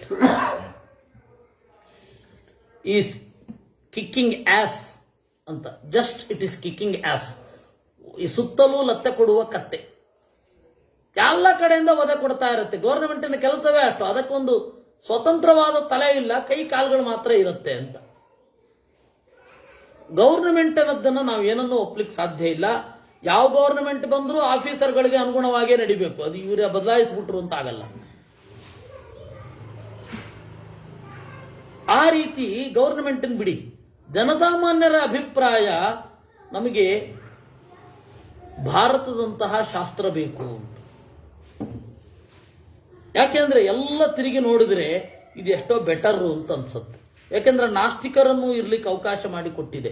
ನಾಸ್ತಿಕ ಆಸ್ತಿಕ ಇವತ್ತು ಒಂದೇ ಮನೆಯಲ್ಲಿ ಇರಬಹುದು ಅಂತಂದ್ರೆ ಅದಕ್ಕೆ ಭಾರತೀಯ ಸಿದ್ಧಾಂತ ಮಾತ್ರ ಇರಬೇಕು. ಇಲ್ಲ ಅಂತಂದಿದ್ರೆ ಚುಚ್ಚು ಬಿಡ್ತಾರಷ್ಟೇ. ಒಂದು ಆಸ್ತಿಕ ನಾಸ್ತಿಕ ಅನ್ಕೊಳ್ತಾನೆ, ಒಂದು ನಾಸ್ತಿಕ ಆಸ್ತಿಕ ಅನ್ಕೊಳ್ತಾನೆ, ಎರಡೇ ಆಗೋದು. ನಾಸ್ತಿಕ ಆಸ್ತಿಕರು ಒಂದೇ ಮನೆಯಲ್ಲಿ ಆರಾಮವಾಗಿ ಇರಬಹುದು. ತಂದೆ ನಾಸ್ತಿಕ ಆಗಿರ್ತಾನೆ, ಮಗ ಆಸ್ತಿಕ ಇರಬಹುದು. ಹಿರಣ್ಯಕಶಿಪು ಪ್ರಹ್ಲಾದನ್ ತರಹ ಅಂದ್ರೆ ಭಾರತೀಯ ಸಿದ್ಧಾಂತ ಒಂದೇ ಸಾಧ್ಯ, ಭಾರತೀಯ ಸಂಸ್ಕೃತಿ. ಇಲ್ಲ ಅಂದ್ರೆ ಸಾಧ್ಯವೇ ಇಲ್ಲ. ಒಂದು ಉಲ್ಟಾನೂ ಆಗಬಹುದು. ವಿರೋಚನ ಬಲಿ ಇದ್ದ ಹಾಗೆ. ಹೀಗಾಗಿ ಭಾರತೀಯ ಸಂಸ್ಕೃತಿ ಏನಿದೆ ಅದು ಯೋಗವನ್ನು ಇಟ್ಕೊಂಡಿದೆ. ಆ ಯೋಗ ದೇವರನ್ನ ನೆಪ ಮಾತ್ರಕ್ಕೆ ಒಪ್ಪತ್ತೆ. ಬೌದ್ಧರು ಆ ಯೋಗವನ್ನು ತಗೊಂಡ್ರು, ಈಶ್ವರನನ್ನು ಬಿಟ್ಟರು. ಇವ್ರು ನೆಪಕ್ಕೆ ಅಂತ ಒಪ್ಕೊಂಡಿದ್ರು, ಅದನ್ನು ಅವರು ಒಪ್ಕೊಳ್ಳಲ್ಲ. ದೇವರು ಯಾಕೆ ಬೇಕು? ಧ್ಯಾನಕ್ಕೊಂದು ಆಬ್ಜೆಕ್ಟ್ ಬೇಕಲ್ಲ. God is objective truth. ಅಥವಾ ಇನ್ನೊಂದು ಅವ್ರದೊಂದು ಬೇರೆ ಪರಿಭಾಷೆ ಇದೆ, ಬೌದ್ಧರದ್ದೇ ಪರಿಭಾಷೆ, ನಂದಲ್ಲ, ಮೋಟಿವೇಶನಲ್ ಟ್ರೂತ್ ಅಂತ. ನಿಮ್ಮನ್ನ ಪ್ರೇರಿಸಲಿಕ್ಕಾಗಿ ಇರುವಂತಹ ಒಂದು ಸತ್ಯ ಇದು ಅವರು ಹೇಳುವಂಥದ್ದು. ಅದರಿಂದಾಗಿ ಏತೇನ ಯೋಗ ಪ್ರತ್ಯುಕ್ತ ಅಂತ ವೇದವ್ಯಾಸರು ಅದನ್ನ ಹೇಳಿದ್ರು. ಹೀಗೆ ಹೇಳಿದ್ರಿಂದ ಯೋಗವನ್ನು ಬಿಟ್ಟು ಬಿಡಿ. ಯಾಕೆ? ಅದರಲ್ಲಿ ಇರುವ ಫಲ ಈ ದೇಹಕ್ಕೆ ಸಂಬಂಧಪಟ್ಟದ್ದು. ಒಂದು ಹಂತದಲ್ಲಿ ಮನಸ್ಸು ಕೂಡ ಅದರಿಂದ ಹಿಂದೆ ಸರಿದು ಬಿಡುತ್ತೆ. ಸಾಮಾನ್ಯವಾಗಿ ದೇಹವನ್ನು ದಣಿಸ್ತಾ ಇದ್ರೆ ಮನಸ್ಸು ಕೂಡ ಶಿಸ್ತಿನಲ್ಲಿ ಇರುತ್ತೆ. ಉದಾಹರಣೆಗೆ ಮಿಲಿಟರಿ ದೇಹವನ್ನು ಯಾಕೆ ದಂಡಿಸೋದು? ವ್ಯಾಯಾಮ ಮೊದಲಾದವುಗಳನ್ನು ಮಾಡಿ ದೇಹವನ್ನು ದಂಡಿಸುವುದು ಯಾಕೆ? ದೇಹವನ್ನು ಶಿಸ್ತಿನಲ್ಲಿ ಇಡೋದು ಯಾಕೆ? ಮನಸ್ಸು ಶಿಸ್ತಿನಲ್ಲಿರುತ್ತೆ ಅಂತ. ಆದರೆ ಎಷ್ಟು ಜನ ಮಿಲಿಟರಿ ಅಧಿಕಾರಿಗಳು ಡಿಕ್ಟೇಟರ್ಸ್ ಆಗಿಲ್ಲ? ಎಷ್ಟು ಜನ ಮಿಲಿಟರಿ ಅಧಿಕಾರಿಗಳು ತಮ್ಮ ಒಂದು ಡೀಸೆನ್ಸಿಯನ್ನು ಕಳ್ಕೊಂಡಿಲ್ಲ? ಎಷ್ಟು ಜನ ಮಿಲಿಟರಿ ಅಧಿಕಾರಿಗಳು ಹುಚ್ಚರಾಗಿಲ್ಲ? ಎಷ್ಟು ಜನ ಡಿಕ್ಟೇಟರ್ಸ್ಗಳು ತಮ್ಮನ್ನೇ ತಾವು ಕೊಂದುಕೊಂಡಿಲ್ಲ? ಅದರಿಂದಾಗಿ ಯೋಗದಿಂದ ದೇಹದ ಮೂಲಕ ಮನಸ್ಸು ಒಂದು ನಿಯಂತ್ರಿತವಾಗಿ, ಒಂದು ಸಿಸ್ಟಮ್ಯಾಟಿಕ್ ಆಗಿ ಕೆಲಸ ಮಾಡುತ್ತೆ ಅನ್ನೋದು ಒಂದು ದೊಡ್ಡ ಬೋಗಸ್. ಒಂದು ಹಂತ ಆದಮೇಲೆ ದೇಹ ಏನೇ ಮಾಡ್ತಾ ಇದ್ರು ಮನಸ್ಸು ದೇಹವನ್ನು ಮೀರಿಬಿಡುತ್ತೆ, ಕೆಟ್ಟದರಲ್ಲಿಯೇ ಇಳಿಯುತ್ತೆ. ಇದು ಇನಿಷಿಯಲ್ ಸ್ಟೇಜಲ್ಲಿದೆ. ಸೈನಿಕರು ಇವರೆಲ್ಲ ದೇವರನ್ನ ನಂಬಿಕೊಂಡವರು. ಆದ್ದರಿಂದಾಗಿ ದೇಹವನ್ನ ನಿಯಂತ್ರಣ ಮಾಡ್ತಾ ಮನಸ್ಸು ನಿಯಂತ್ರಣದಲ್ಲಿ ಹಾಕಿದ ಸೈನಿಕರಿಗೆ ಅಂದ್ರೆ ಒಂದು ಸ್ವಲ್ಪ ಆಸ್ತಿಕರಾಗಿದ್ದಾರೆ. ಸೈನಿಕರು ನಾಸ್ತಿಕರಾಗಲಿ ಒಂದೋ ಹುಚ್ಚರಾಗ್ತಾರೆ, ಒಂದೋ ಈ ಜಗತ್ತಿಗೆ ಈ ಜೀವನಕ್ಕೆ ಅರ್ಥ ಇಲ್ಲ ಅಂತ ಅನ್ಕೋತಾರೆ, ಒಂದೋ ಎಲ್ಲರನ್ನು ಕೊಂದು ಹುಚ್ಚುಚ್ಚಾಗಿ ತಾವು ಕೊಂದ್ಕೊಂಡು ಸತ್ತೋಗ್ತಾರೆ. ಇದು ವಾಸ್ತವ ಸ್ಥಿತಿ. ಅದರಿಂದಾಗಿ ಏತೇನ ಒಂದು ಹಂತ ಆದ ಮೇಲೆ ದೇಹ ಮತ್ತೆ ಮನಸ್ಸುಗಳ ನಡುವೆ ಸಾಮರಸ್ಯ ಇರಲ್ಲ. ದೇವರಿಲ್ಲದ ಹಠಯೋಗದಿಂದ ಮುಕ್ತಿ ಸಿಗಲ್ಲ ಅನ್ನುವ ಕಾರಣಕ್ಕಾಗಿ ಯೋಗವನ್ನು ಬಿಡಬೇಕಾಗತ್ತೆ ಅಂತ ಹೇಳಿ ವೇದವ್ಯಾಸರು ಹೇಳೋದು ಏತೇನ ಯೋಗ ಪ್ರತ್ಯುಕ್ತ. ಹೀಗೆ ಹೇಳುವುದರ ಮೂಲಕ ಯೋಗವನ್ನು ನಾವು ನಿರಾಕರಿಸಿದಂತಾಯಿತು ಅಂತ ಬ್ರಹ್ಮಸೂತ್ರ ಮೊದಲನೇ ಅಧ್ಯಾಯದಲ್ಲಿ ಹೇಳ್ತಾರೆ. ಮತ್ತೆ ಯೋಗ ಅನ್ನೋದು ಸಂಸ್ಕೃತಿ. ಯೋಗ ಅನ್ನೋದು ಸಂಸ್ಕೃತಿ. ಸಂಸ್ಕೃತಿಯೇ ತತ್ವಶಾಸ್ತ್ರ ಅಲ್ಲ. ಸಂಸ್ಕೃತಿಗೆ ತತ್ವಶಾಸ್ತ್ರದ ಹಿನ್ನೆಲೆ ಇರುತ್ತೆ. ತತ್ವಶಾಸ್ತ್ರದ ಹಿನ್ನೆಲೆಯಲ್ಲಿ ಲೈಫ್ ಸ್ಟೈಲ್. ಒಂದು ಸಂಸ್ಕೃತಿ ಅಂದ್ರೆ ಏನು? ಒಂದು ಲೈಫ್ ಸ್ಟೈಲ್. ಆ ಲೈಫ್ ಸ್ಟೈಲ್ಗೆ ಕಾರಣ ಏನು? ಅದಕ್ಕೊಂದು ಬ್ಯಾಕ್ ಎಂಡ್ ಒಂದಿರುತ್ತೆ, ಅದು ಕಾರಣ, ಅದು ಫಿಲಾಸಫಿ. ಕೆಲವೊಮ್ಮೆ ಫಿಲಾಸಫಿಯ ಆಶಯವನ್ನ ಸಂಸ್ಕೃತಿ ಮಾಡುತ್ತೆ, ಬಿಡುತ್ತೆ. ಇವಾಗ ಉದಾಹರಣೆಗೆ ಕಾಮನ ಹಬ್ಬ, ಅದರ ಹಿಂದೆ ಯಾವ ಫಿಲಾಸಫಿಯೂ ಇಲ್ಲ, ಆದರೆ ಭಾರತೀಯ ಸಂಸ್ಕೃತಿ ಹೌದು. ಆ ಭಾರತೀಯ ಸಂಸ್ಕೃತಿ ಅಂತ ಇದೆಯಲ್ಲ, ಅದು ಕಾಮನ ಹಬ್ಬ ಮೊದಲು ಕೌಮುದಿ ಮಹೋತ್ಸವ ಅಂತ ಮಾಡ್ತಾ ಇದ್ರು, ಮನ್ಮಥೋತ್ಸವ ಅಂತ ಮಾಡ್ತಾ ಇದ್ರು. ಅಂದ್ರೆ ಇವತ್ತು ನಾವು ಏನು ಫೆಬ್ರವರಿ 14 ಅಂತ ಹೇಳ್ತೇವೆ, ಅದು ಬಹಳ ಚೆನ್ನಾಗಿ ಅವಾಗ ಇತ್ತು ಕೌಮುದಿ ಮಹೋತ್ಸವ ಅಂತ. ಕೌಮುದಿ ಮಹೋತ್ಸವ ಮತ್ತೆ ಮನ್ಮಥೋತ್ಸವ ಅಂತ ಮಾಡ್ತಾ ಇದ್ರು. ಅದು ಹಳೆಯ ಸಂಸ್ಕೃತ ನಾಟಕಗಳಲ್ಲಿ ಅದಿದೆ. ಅದಕ್ಕೆ ಸಂಸ್ಕೃತಿ, ಇದು ತತ್ವಶಾಸ್ತ್ರ ಏನು ಬೆಂಬಲನೂ ಕೊಡಲ್ಲ. ಇಂಥ ಹುಡುಗಿಯನ್ನು ಕಟ್ಕೋ, ಇಂಥ ಹುಡುಗನನ್ನು ಕಟ್ಕೋ ಅಂತ ಹೇಳಿ ಯಾವ ತತ್ವಶಾಸ್ತ್ರ ಹೇಳುತ್ತೆ? ಹೇಳಲ್ಲ, ಯಾವ ಫಿಲಾಸಫಿಯೂ ಹೇಳಲ್ಲ. ಲೈಫ್ ಸ್ಟೈಲು ಅನ್ನೋದು ಅದಕ್ಕೆ ಅನುಕೂಲವಾಗಿದ್ದಾಗ ಆ ಸಂಸ್ಕೃತಿಯನ್ನ ಒಪ್ಕೊಳ್ತೇವೆ.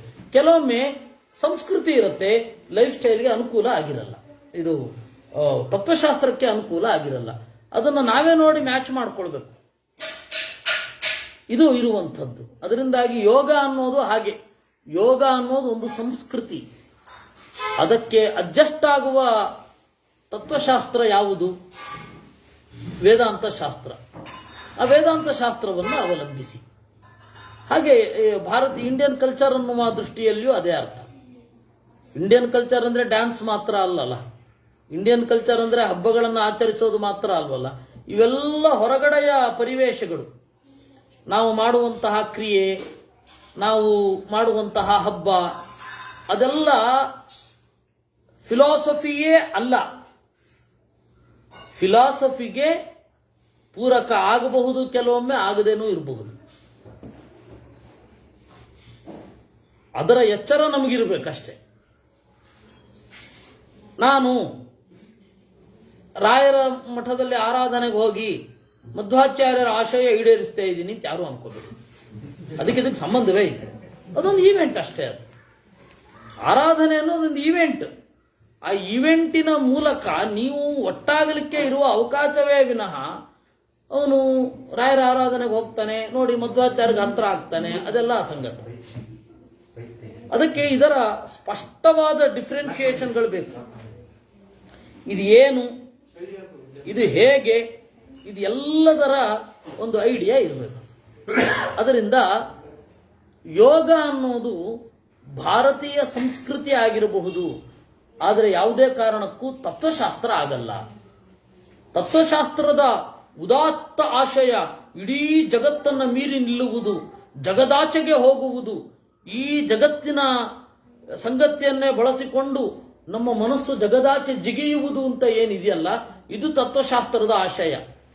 ನೀವು ಇಲ್ಲಿಯೇ ಇದ್ದು ನಿಮ್ಮ ಮನಸ್ಸು ಮಾತ್ರ ಅಲ್ಲಿ ಜಿಗಿದಿರಬೇಕು, ದೇವರ ಬಳಿ ಸಾಗಬೇಕು. ಇಲ್ಲಿಯೇ ಇರುವ ಚಿಕ್ಕ ಚಿಕ್ಕ ಸಂಗತಿಗಳನ್ನೆಲ್ಲ ಬಿಟ್ಟು ಬಿಡಬೇಕು. ಆ ಉನ್ನತ ಆಶಯಕ್ಕೆ ಯೋಗ ಸಹಕಾರಿಯಾಗಲ್ಲ. ಆಗಬಹುದು. ಅದರಿಂದಾಗಿ ತತ್ವಶಾಸ್ತ್ರ ಯೋಗಶಾಸ್ತ್ರ ಎರಡಕ್ಕೂ ಡಿಫರೆನ್ಸ್ ಇದೆ ಅಂತಂದ್ರು. ಅದರಿಂದ ಯೋಗ ಅನ್ನೋದು ಭಾರತವನ್ನು ಪ್ರತಿನಿಧಿಸುವುದಲ್ಲ. ಸಾಂಖ್ಯ ಯಾರ ಅನುಭವಕ್ಕೂ ಬಂದಿಲ್ಲ. ಹೀಗಾಗಿ ಸಾಂಖ್ಯ ಯೋಗಗಳನ್ನ ದೂರವಿಡಿ, ನಿಮ್ಮ ಪ್ರಜ್ಞೆಯಿಂದ ದೂರವಿಡಿ. ಇಷ್ಟಾದ ಮೇಲೆ ನೈಯಾಯಿಕರು ಅಂತ ಈ ದೇಶದಲ್ಲಿ ಆಗಿ ಹೋದವರು ನೈಯಾಯಿಕರು. ನ್ಯಾಯ ಅಂದ್ರೆ ಭಾಷೆಯ ದೋಷಗಳು. ಇವತ್ತು ನಾವು ಭಾಷೆಯ ದೋಷಗಳೇನು ಅಂತ ಕಲ್ತ್ಕೊಳ್ಬೇಕಿದೆ. ಇಡೀ ಭಾರತದ ಜನ ಅದನ್ನ ಮತ್ತೆ ಅಭ್ಯಾಸ ಮಾಡಬೇಕಿದೆ. ಮಾಡಿದ್ರೆ ನಮ್ಮ ಚಿಂತನೆಯಲ್ಲಿ ಒಂದು ಕ್ಲಾರಿಟಿ ಇರತ್ತಿಲ್ಲ, ಅಂದ್ರೆ ಗೊಂದಲ. ನ್ಯಾಯ ಅದು ವೈಶೇಷಿಕರು ಅಂತ ಇದ್ರು. ಅದು ಇಂಡಿಯಾದ ಫಿಸಿಕ್ಸ್, ಭೌತಶಾಸ್ತ್ರ. ವಿಶೇಷ ಅಂದ್ರೆ ಪರಮಾಣುವಿನಲ್ಲಿರುವ ಒಂದು ಧರ್ಮ, ಪರಮಾಣುವಿನಲ್ಲಿರುವ ಒಂದು ಕ್ಯಾರೆಕ್ಟರ್ನ ವಿಶೇಷ ಅಂತ ಕರೀತಾರೆ. ಆ ವಿಶೇಷವನ್ನ ಹೇಳಿದವರು ವೈಶೇಷಿಕರು. ಅವರಿಬ್ಬರು ಇವತ್ತು ಒಂದು ಛತ್ರದಲ್ಲಿ ಇದ್ದಾರೆ. ಅವರ ಬಗ್ಗೆ ಇಲ್ಲಿ ನಿರೂಪಣೆ ಮಾಡ್ತಾರೆ. ವಸ್ತುತಃ ನೀವು ಯಾವುದೇ ಸ್ಮೃತಿಗಳಲ್ಲಿ ನೋಡಿದ್ರೆ 14 ವಿದ್ಯೆಗಳಿವೆ ಭಾರತದಲ್ಲಿ ಅಂತ ಹೇಳುತ್ತಾರೆ. ಪುರಾಣ, ನ್ಯಾಯ, ಮೀಮಾಂಸಾ, ಧರ್ಮಶಾಸ್ತ್ರ ಅಂಗಮಿಶ್ರಿತಾ, ವೇದಾ ಸ್ಥಾನಾನಿ ವಿದ್ಯಾನಾಂ ಧರ್ಮಸ್ಯ ಚ ಚತುರ್ದಶ. 4 ವೇದಗಳು: ಋಗ್ವೇದ, ಯಜುರ್ವೇದ, ಸಾಮವೇದ, ಅಥರ್ವವೇದ. ಋಗ್ವೇದದಲ್ಲಿ ಇರುವಂಥದ್ದು ದೇವತಾ ಮೀಮಾಂಸೆ, ವಿಶ್ವಮೀಮಾಂಸೆ. ಆಮೇಲೆ ಯಜುರ್ವೇದದಲ್ಲಿ ಇರುವುದು ಕ್ರಿಯೆಗಳ ವಿವರಣೆ. ಸಾಮದಲ್ಲಿ ಇರುವುದು ಸಂಗೀತದ ಸೂಕ್ಷ್ಮತೆ.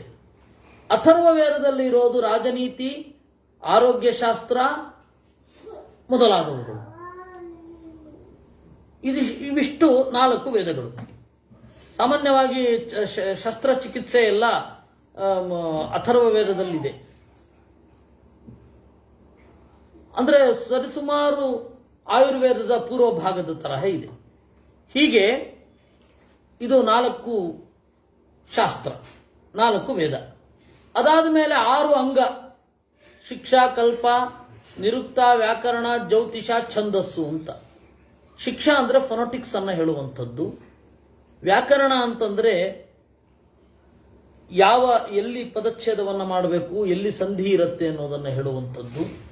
ಕಲ್ಪ ಅಂತ ಹೇಳಿದ್ರೆ ಮತ್ತೆ ಅದರಲ್ಲಿ 4 ಪ್ರಧಾನ ಇದೆ. ಅಲ್ಲಿ ಒಂದು ಗಣಿತ ಬರುತ್ತೆ. ಕಲ್ಪದಲ್ಲಿ ಒಂದು ಶುಲ್ಭ ಸೂತ್ರ ಅಂತ ಬರುತ್ತೆ. ಆ ಶುಲ್ಭ ಸೂತ್ರದಲ್ಲಿ ಗಣಿತ. ಉಳಿದ 3 ಇದೆ: ಧರ್ಮಸೂತ್ರ, ಗೃಹ್ಯ ಸೂತ್ರ, ಶ್ರೌತ ಸೂತ್ರ ಅಂತ. ಇದು ಕಲ್ಪ. ಆಮೇಲೆ ನಿರುಕ್ತ ಅಂತಂದ್ರೆ ಎಟಿಮಾಲಜಿ. ಆಮೇಲೆ ಜ್ಯೋತಿಷ ಅಂತಂದ್ರೆ ಆಸ್ಟ್ರಾನಮಿ, ಆಸ್ಟ್ರಾಲಜಿ ಅಲ್ಲ, ಆಸ್ಟ್ರಾನಮಿ, ಖಗೋಳ ಕಾಯಗಳ ಚಲನೆ ಇತ್ಯಾದಿಗಳು ಇರೋದು. ಬೇಕಷ್ಟು ಗ್ರಂಥಗಳಿದೆ. ಬ್ರಹ್ಮಗುಪ್ತ ಮೊದಲಾದವರದು ಆಸ್ಟ್ರಾನಮಿಯ ಬಗ್ಗೆ ಬೇಕಾಷ್ಟು ಗ್ರಂಥಗಳಿದೆ. ಇದು ಎಲ್ಲ ಸೇರಿದರೆ ಜ್ಯೋತಿಷ.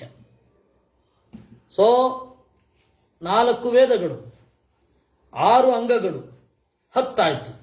ಆಮೇಲೆ ಪುರಾಣ. ಅದನ್ನು ಅರ್ಥ ಮಾಡಿಕೊಳ್ಳುವ ಒಂದು ಮೆಥಡಾಲಜಿಯೇ ದೊಡ್ಡದಿದೆ. ಇವಾಗ ಪುರಾಣದ ಹೆಸರಿನಲ್ಲಿ ಏನೂ ಇದೆ, ಅದನ್ನೆಲ್ಲ ಕ್ಲೀನ್ ಮಾಡಿ ನೋಡಿದ್ರೆ ಪುರಾಣ ಬಹಳ ಚೆನ್ನಾಗಿದೆ. ಏನೇನೋ ಇದೆ, ಏನೇನೋ ಹೇಳ್ತಾರೆ, ಏನೇನೋ ಮಾಡ್ತಾರೆ. ಅದು ಯಾವುದು ಪುರಾಣದಲ್ಲಿಲ್ಲ. ಇವ್ರು ಹೇಳೋದು ಯಾವುದು ಪುರಾಣದಲ್ಲಿಲ್ಲ. ಅದರಲ್ಲಿರೋದು ಬೇರೆ ತರಹ. ಆ ಪುರಾಣ ನ್ಯಾಯ ಅಂದ್ರೆ ಮಾತಿನ ಬಗೆ, ಮೀಮಾಂಸ ಮತ್ತೆ ಧರ್ಮಶಾಸ್ತ್ರ, ಇಷ್ಟು 14 ವಿದ್ಯೆಗಳು ಅಂತ ಇದೆ. ನೀವು ನ್ಯಾಯವನ್ನು ನಿರಾಕರಣೆ ಮಾಡ್ತಾ ಇದ್ದಾರೆ ವೇದವ್ಯಾಸರು, ಇದು ಹೇಗೆ ಅಂತ. ಇಲ್ಲ, ಆ ತರ್ಕ ಇದೆಯಲ್ಲ, ಬ್ರಹ್ಮತರ್ಕ ಅಂತ, ಅದನ್ನು ಕೊಟ್ಟಿದ್ದು ದತ್ತಾತ್ರೇಯ ನಾಮಕ ಭಗವಂತ. ಮೀಮಾಂಸಾ ಇದೆಯಲ್ಲ, ಆ ಮೀಮಾಂಸಾ 3: ವೇದವ್ಯಾಸರು ಬರೆದದ್ದು, ಅವರ ಶಿಷ್ಯರಾದ ಜೈಮಿನಿಗಳು ಬರೆದದ್ದು, ಆಮೇಲೆ ಅವರ ಶಿಷ್ಯರೇ ಆದ ಪೈಲರು ಬರೆದದ್ದು. ಹೀಗೆ 3 ತರಹದ ಮೀಮಾಂಸಾ ಇದೆ. 3 ತರಹದ ಶಾಸ್ತ್ರ. ಮೀಮಾಂಸಾ ಯೋಚನೆ ಮಾಡುವ ಬಗೆ, ಒಂದು ವಸ್ತುವನ್ನು ಗ್ರಹಿಸುವ ರೀತಿ, ಆ ಮೆಥಡಾಲಜಿಯನ್ನು ಹೇಳುವಂಥದ್ದನ್ನ ಮೀಮಾಂಸಾ ಅಂತ ಕರೀತಾರೆ. ಇವು ಇಷ್ಟು ಸೇರಿದರೆ 10. ಇದು ಬಿಟ್ಟು ನೀವು ಹೇಳುವಂಥದ್ದಲ್ಲ. ಯಾಕೆ?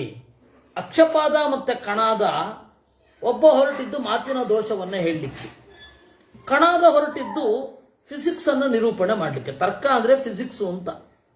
ತರ್ಕ್ಯತೆ ಪ್ರತಿಪಾದ್ಯತೆ ಇತಿ ತರ್ಕಾಹ ದ್ರವ್ಯಾಣಿ ಪದಾರ್ಥಾಹ ಅಂತ. ತರ್ಕ ಅಂದ್ರೆ ಪದಾರ್ಥಗಳು. ಸೊ ತರ್ಕಶಾಸ್ತ್ರ ಅಂದ್ರೆ ಪದಾರ್ಥ ವಿಜ್ಞಾನ ಅಥವಾ ಫಿಸಿಕ್ಸ್ ಅಂತ.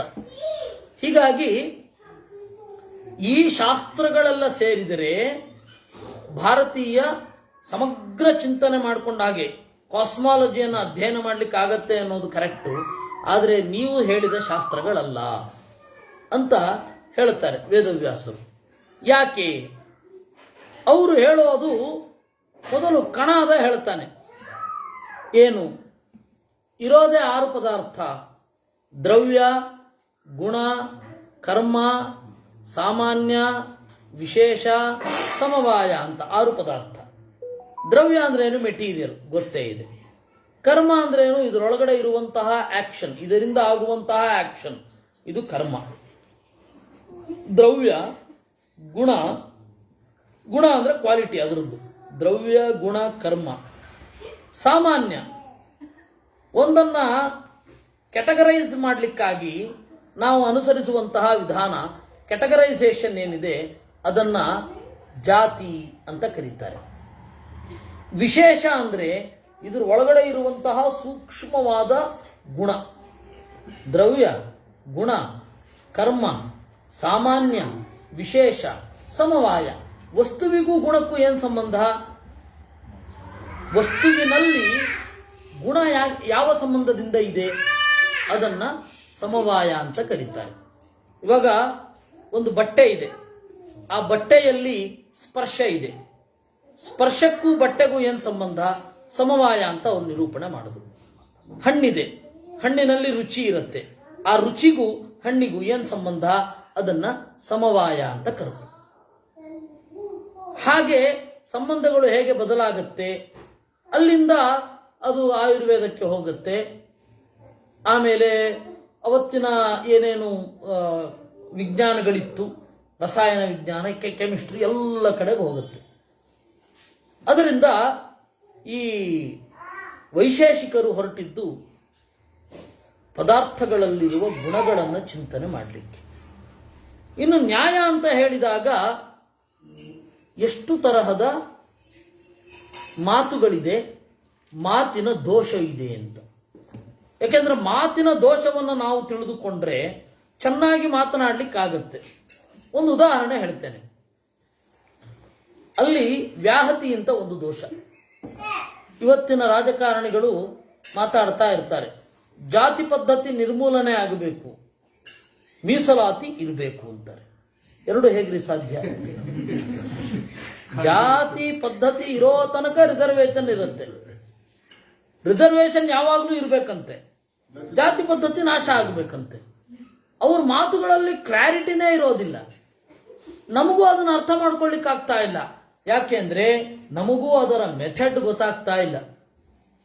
ಹೇಗೆ ತಿಳ್ಕೊಳ್ಬೇಕು ಒಂದು ವಸ್ತುವನ್ನ, ಒಂದರ ಸಮಗ್ರತೆಯನ್ನು ನಾವು ಹೇಗೆ ಚಿಂತನೆ ಮಾಡುವುದು, ಇದು ನಮ್ಗೆ ಗೊತ್ತಾಗ್ತಾ ಇಲ್ಲ. ಯಾಕೆಂದ್ರೆ ನಮಗೆ ಈ ತರಹದ್ದೊಂದಿದೆ ಶಾಸ್ತ್ರದಲ್ಲಿ ಅನ್ನೋದು ಕೂಡ ಗೊತ್ತಿಲ್ಲ.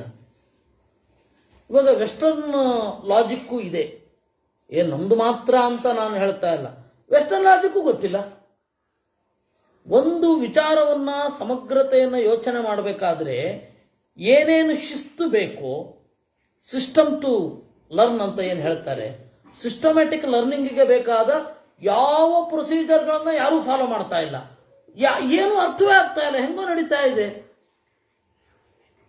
ಒಂದು ಕಾಲದ ಅತ್ಯಂತ ಇಂಟೆಲೆಕ್ಚುವಲ್ಸ್ ಇದ್ದ ಈ ಭಾರತದಲ್ಲಿ ಅದೇನೂ ಇಲ್ಲದ, ಆಚೆಯೂ ಇಲ್ಲದ, ಈಚೆಯೂ ಇಲ್ಲದ, ಅದೂ ಇಲ್ಲದ, ಇದೂ ಅಲ್ಲದ ಒಂದು ಜನಾಂಗ ಇವತ್ತು ನಮ್ಮ ಮುಂದೆ ಇದೆ. ಕಾರಣ ಏನು ಅಂದ್ರೆ ಈ ಮಾತಿನ ದೋಷಗಳನ್ನು ಗಂಭೀರವಾಗಿ ಅಧ್ಯಯನ ಮಾಡದೇ ಇರುವುದು, ಯೋಚನೆಯ ದೋಷವನ್ನ ಸರಿಯಾಗಿ ಚಿಂತನೆ ಮಾಡದೇ ಇರುವುದು. ಅದಕ್ಕಾಗಿ ನ್ಯಾಯ ಅನ್ನೋದು ಬೇಕು, ಹೌದು, ಆದರೆ ಅದನ್ನು ಮಿತಿಮೀರಿ ಬೇರೆ ಕಡೆಗೆ ಒಯ್ಯಬಾರದು. ಅದಕ್ಕೊಂದು ಬೇರೆನೇ ಆದ ಸಂಗತಿ ಇದೆ ಅಂತ ಆಚಾರ್ಯರು ಹೇಳ್ತಾರೆ. ಅವರ ಶಾಸ್ತ್ರದಲ್ಲಿ ಒಂದು ಮೆಥಡಾಲಜಿಯನ್ನು, ನಾನೇ ಒಂದು ಇತಿಹಾಸವನ್ನು, ಹಿಸ್ಟ್ರಿಯನ್ನು ಹೇಗೆ ಗ್ರಹಿಸಬೇಕು, ಒಂದು ಮಾತಿನ ದೋಷವನ್ನು ಹೇಗೆ ಗ್ರಹಿಸಬೇಕು, ಅದಕ್ಕೆ ಪೂರ್ಣವಾದ ಮೆಥಡಾಲಜಿಯನ್ನು ಆಚಾರ್ಯರು ಕೊಟ್ಟಿದ್ದಾರೆ. Systematic methodology. ಅದನ್ನ ಓದಿದವ ಒಬ್ಬ ಇಂಟೆಲೆಕ್ಚುವಲ್ಗೆ ಭಾರಿ ಖುಷಿ ಆಗ್ತದೆ. ಆದರೆ ಅದನ್ನ ಹೇಳಲಿಕ್ಕೆ ಜನ ಇಲ್ಲ, ಆ ತರಹ ಆಗೋಗಿದ್ದಾರೆ. ಅದನ್ನ ಒಂದು ಸೇತುವೆ ಆಗಬೇಕಲ್ಲ, ಇವರಿಗೂ ಅವರಿಗೂ, ಅವರು ಮಿಸ್ ಆಗಿದ್ದಾರೆ. ಎಷ್ಟು ಶುದ್ಧ ಜ್ಞಾನ ಎಷ್ಟು ಕಷ್ಟ ಅಂದ್ರೆ, ಒಂದೋ ಪೂರ್ತಿ ಟ್ರೆಡಿಷನಲ್ ಆಗಿರ್ತಾರೆ, ಅವರಿಗೂ ಕೂಡ ಶುದ್ಧ ಜ್ಞಾನ ಇಲ್ಲ. ಪೂರ್ತಿ ಮಾಡರ್ನ್ ಅಂತ, ಅವ್ರಿಗೂ ಜ್ಞಾನ ಇಲ್ಲ. ಮಧ್ಯದಲ್ಲಿ ನಾವು ಹೋಗಬೇಕು ಅನ್ನೋ ಪ್ರಜ್ಞೆಯೂ ಇವತ್ತಿಲ್ಲದೆ ಆಗಿ ಹೋಗಿದೆ. ಎರಡೂ ಕಡೆ ಸತ್ಯ ಇಲ್ಲ ಮಾತ್ರ. ಪೂರ್ತಿ ಎಕ್ಸ್ಟ್ರೀಮ್ ರೈಟ್ ಅಲ್ಲೂ ಸತ್ಯ ಇಲ್ಲ, ಎಕ್ಸ್ಟ್ರೀಮ್ ಲೆಫ್ಟ್ ಅಲ್ಲಿಯೂ ಸತ್ಯ ಇಲ್ಲ. ಮಧ್ಯದಲ್ಲಿ ಹೋಗಬೇಕು ಅಂತನ್ನೋದು ಇವತ್ತು ನಮ್ಮ ಅರಿವಿಗೆ ಇಲ್ಲದಂತಾಗಿದೆ. ಪೂರ್ತಿ ಎಕ್ಸ್ಟ್ರೀಮ್ ರೈಟ್ ಇಂದ ಬೇಸರ ಆಯ್ತಾ, ಎಕ್ಸ್ಟ್ರೀಮ್ ಲೆಫ್ಟ್ ಬಂದ್ಬಿಡ್ತಾರೆ. ಒಂದು ಸಮಾನವಾಗಿ ಸಂತುಲಿತವಾಗಿ ನಿಂತು ಯೋಚನೆ ಮಾಡಲಿಕ್ಕೂ ಆಗದಷ್ಟು ವಿಷಮ ಪರಿಸ್ಥಿತಿ ಇವತ್ತಿದೆ. ಹಾಗಾಗಬಾರದು. ಆಚಾರ ಕೊಟ್ಟಿದ್ದಾರೆ. ಅಂದ್ರೆ ಇವರೊಂದು ಶಾಸ್ತ್ರ ಇತ್ತು, ನ್ಯಾಯ ಮತ್ತೆ ವೈಶೇಷಿಕ. ಇದೇನಿತ್ತು, ಏನಾಯ್ತು ಅನ್ನೋದನ್ನ ನಾನು ಹೇಳಲಿಕ್ಕೆ ಹೊರಟಿದ್ದು. ಈ ತರದ್ದೊಂದು ಶಾಸ್ತ್ರ ಇತ್ತು ಈ ಜಗತ್ತಿನಲ್ಲಿ. ಅವರು ಏನ್ ಹೇಳ್ತಾರೆ ಅಂತಂದ್ರೆ, ದೇವರಿಗೆ 8 ಗುಣ. ಇವರು ದೇವರ ದಯಿಂದ ದೇವ್ರನ್ನ ಒಪ್ತಾರೆ. ಬೌದ್ಧರು ಬಂದ ಮೇಲೆ ದೇವರನ್ನ ಒಪ್ಪುವ ಒಂದು ಗ್ರಂಥ ಬಂತು, ನ್ಯಾಯ ಕುಸುಮಾಂಜಲಿ ಅಂತ. ದೇವರನ್ನ ತರ್ಕದ ಮೂಲಕ ಸಾಧನೆ ಮಾಡಲಿಕ್ಕೆ ಬಂದ ಗ್ರಂಥ. ಅದರ ಹೆಸರು ನ್ಯಾಯ ಕುಸುಮಾಂಜಲಿ ಅಂತ. ಈ ನ್ಯಾಯ ಕುಸುಮಾಂಜಲಿ ಅನ್ನುವ ಗ್ರಂಥ ಬಂದ ಮೇಲೆ ಏನಾಯಿತು, ದೇವರ ಬಗೆಗೆ ತರ್ಕ ಶುರು ಆಯಿತು. ಲಾಜಿಕ್ಕಿನ ಮೂಲಕ ದೇವರನ್ನ ಸಮರ್ಥನೆ ಮಾಡೋದು. ನನಗೆ ಮೊನ್ನೆ ಅದೇ ಆಶ್ಚರ್ಯ ಆಗಿದ್ದು, ಬರ್ಟನ್ ರಸಲ್ನ ಒಂದು ಪುಸ್ತಕ why I am not Christian ಅಂತ, ನಾನು ಯಾಕೆ ದೇವರನ್ನ ಒಪ್ಪಲ್ಲ ಅನ್ನೋದಕ್ಕೆ ಒಂದು ಕಾರಣವನ್ನ ಅವನು ಅಲ್ಲಿ ಕೊಟ್ಟಿದ್ದಾನೆ. ಬರ್ಟನ್ ರಸಲ್ ಗೊತ್ತಲ್ಲ, ಐನ್ಸ್ಟೈನಿನ ಕಾಲದಲ್ಲಿ ಇದ್ದವ. ಅವನ ಬರಹಗಳು, ಅವನ ಬರಹಕ್ಕೆ ಉತ್ತರ 9ನೇ ಶತಮಾನದಲ್ಲಿ ಬಂದ ನ್ಯಾಯ ಕುಸುಮಾಂಜಲಿಯಲ್ಲಿದೆ. ಒಂದು ಗ್ರಂಥ ಬಂದಿದ್ದು ಮೊನ್ನೆ 19ನೇ ಶತಮಾನದ. ಪ್ರಶ್ನೆ ಆಮೇಲೆ ಬಂತು, ಉತ್ತರ ಅಲ್ಲಿ ಮೊದಲಿದೆ. ಅಂದ್ರೆ ನಾನು ಹೇಳೋದು, ಈ ಪ್ರಶ್ನೆ ಮತ್ತೆ ಉತ್ತರ ನಿರಂತರವಾದ ಪ್ರಕ್ರಿಯೆ. ಇವ್ರು ಯಾರೋ ಪ್ರಶ್ನೆ ಮಾಡಿರ್ತಾರೆ, ಇವ್ರು ಯಾರೋ ಉತ್ತರ ಕೊಟ್ಟಿರ್ತಾರೆ, ಆದ್ರೆ ಇವರಿಬ್ರು ಕನೆಕ್ಷನ್ ಇರಲ್ಲ. ಈ ತರಹದ ಗ್ರಂಥ ಒಂದು ನ್ಯಾಯ ಕುಸುಮಾಂಜಲಿ ಬಂತು. ಅದು ತರ್ಕಶಾಸ್ತ್ರದ ಕೊಡುಗೆ. ಆದರೆ ಅವರು ದೇವರನ್ನ ಒಪ್ಪುವುದರಲ್ಲಿ, ದೇವರನ್ನ ಚಿಂತಿಸುವುದರಲ್ಲಿ ಅನೇಕ ವ್ಯತ್ಯಾಸಗಳಿದೆ. ಅದು ಏನು ಅಂತ ಹೇಳಿ ನಾಳೆ ನೋಡೋಣ. ಇವತ್ತು ನಾವು ಸಾಂಖ್ಯ, ಯೋಗ, ಜೈನ, ಪಾಶುಪತ ಮತ, ಈ 4 ಮತವನ್ನು ಸಂಕ್ಷಿಪ್ತವಾಗಿ ನೋಡಿದ್ದೇವೆ. ವಿಸ್ತಾರವಾಗಿ ನೋಡಿ ಮತ್ತೆ ಪಾಶುಪತ ಮತವನ್ನು ವಿಸ್ತಾರವಾಗಿ ನೋಡುವ. ಅದರಿಂದಾಗಿ ಏನು ಕರ್ನಾಟಕದ ಲಿಂಗಾಯತ ಅಂತ ಇದೆ, ಆ ಕರ್ನಾಟಕದ ಲಿಂಗಾಯತ ಆಗಲಿ ವಚನ ಧರ್ಮ ಆಗಲಿ ಮೂಲತಃ ಕಾಶ್ಮೀರದಿಂದ ಬಂದದ್ದು. ಕಾಶ್ಮೀರ ಪ್ರತ್ಯಭಿಜ್ಞಾ ಶೈವ ಮತ ಅಂತ ಅಲ್ಲಿಂದ ಬಂದದ್ದು. ಲಲ್ಲೇಶ್ವರಿ ಅಂತ ಅಲ್ಲೊಬ್ಬಳು ಇದ್ಲು, ಆ ಲಲ್ಲೇಶ್ವರಿಯ ನೇರ ರಿಮೇಕ್ ಅಕ್ಕ ಮಹಾದೇವಿ.